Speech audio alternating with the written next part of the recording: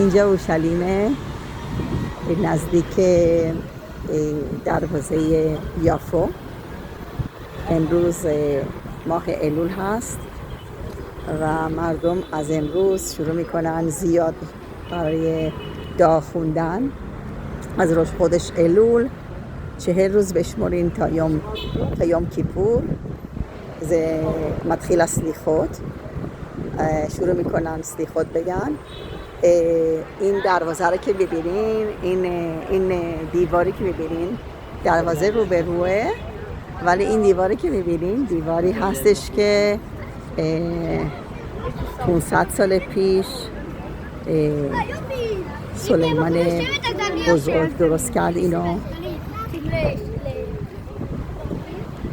دور تا دوره اورشلیم قدیمی هست که ما الان داریم نزدیک دروازه یافو.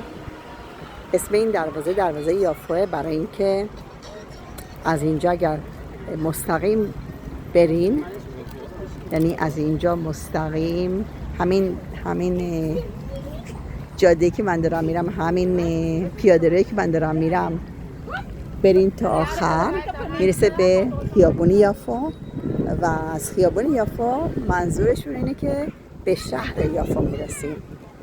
پس بنابراین این دروازه یافو منظورشون اینه که میرسین از اینجا به شهر یافو.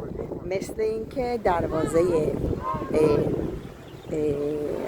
دمشق به طرف، یعنی میخواستن که اونجا رو بکنن از طرف دمشق باشه. در هر صورت از اینجا، از اسرائیل، از شهر اورشلیم، از مامیلای قشنگ، ناحیه مامیلا، ماه خوبی براتون آرزو کنم. امروز چهارشنبه است و ماه الول شروع میشه از امروز. کل تو بسارات و انشاءالله که همیشه خوشبخت و تندرست و سالم باشین. از امروز میشه گفت شنا توبه، از امشب.